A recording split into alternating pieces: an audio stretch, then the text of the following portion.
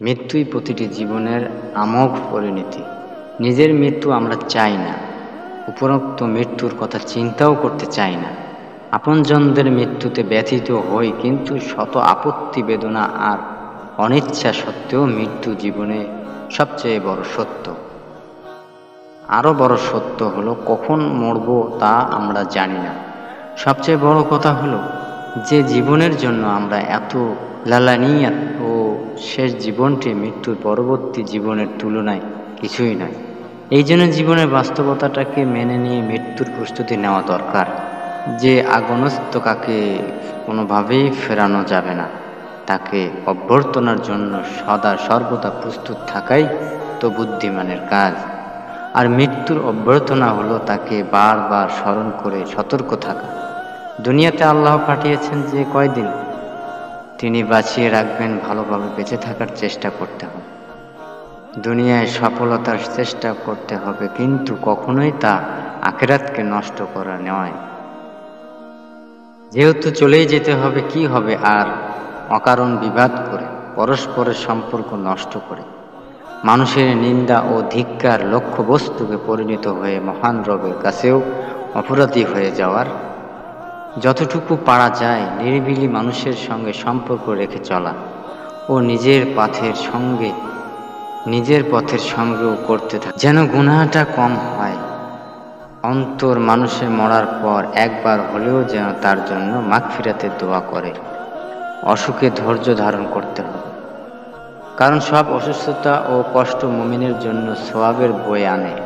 মুখে স্বাভাবিক বেদনা বা কষ্ট প্রকাশের অসুবিধা নেই, তবে অসুস্থতার জন্য আল্লাহকে ভাগ্যকে দোষ দেওয়া, আপত্তিকর কথা বলা অবশ্যই পরিহার করতে হবে।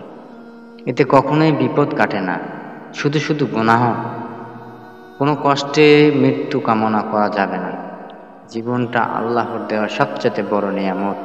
একে নষ্ট করার, ক্ষতিগ্রস্ত করার, আত্মহত্যা করা তো দূরের কথা, শত কষ্টেও মৃত্যু কামনা করা যাবে না।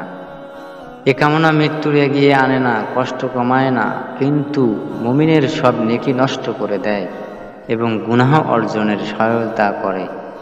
নবীজি চাচা হযরত আব্বাস রাদিয়াল্লাহু অসুস্থ হয়ে যখন মৃত্যু কামনা করেন, তখন রাসূলুল্লাহ সাল্লাল্লাহু আলাইহি ওয়াসাল্লাম বলেন, চাচা তুমি মৃত্যু কামনা করবে না।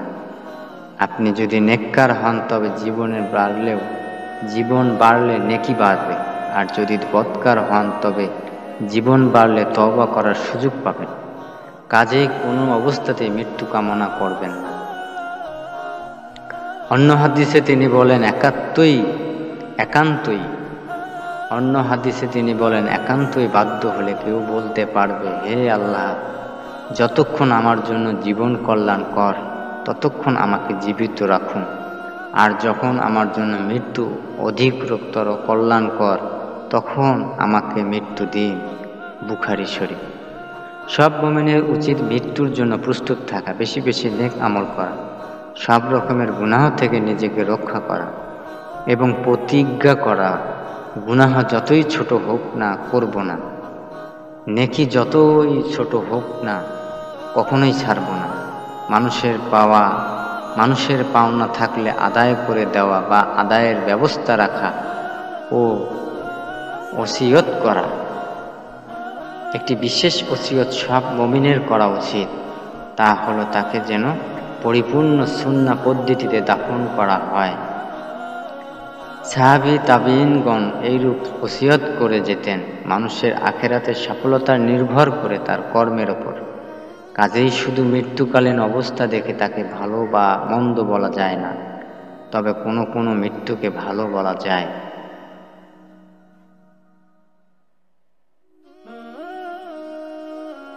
রাসূলুল্লাহ সাল্লাল্লাহু আলাইহি ওয়াসাল্লাম বলেছেন,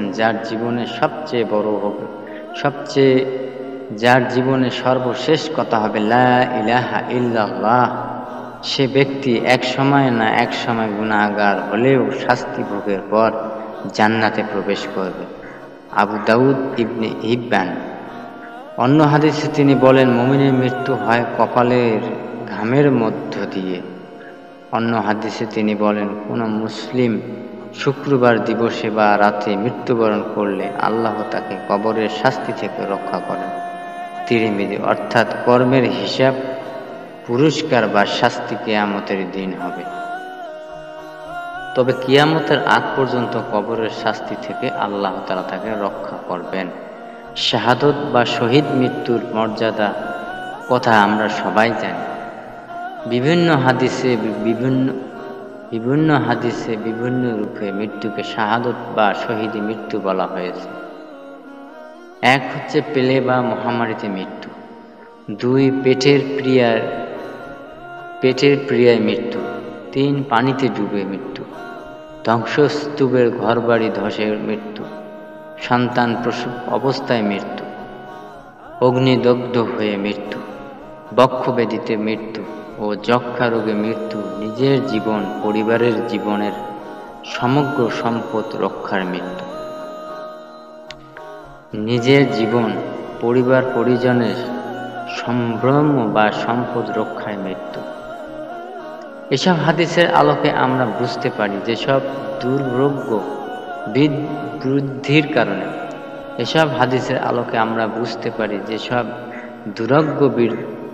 বৃদ্ধির কারণে মৃত্যু, অস্বাভাবিক বা কষ্টকর মৃত্যু, নিজের অধিকার রক্ষা করার জন্য মৃত্যু ও মাজলুম হয়ে নিহত হওয়ার মৃত্যুকে শাহাদতে মৃত্যু বলে গণ্য হবে।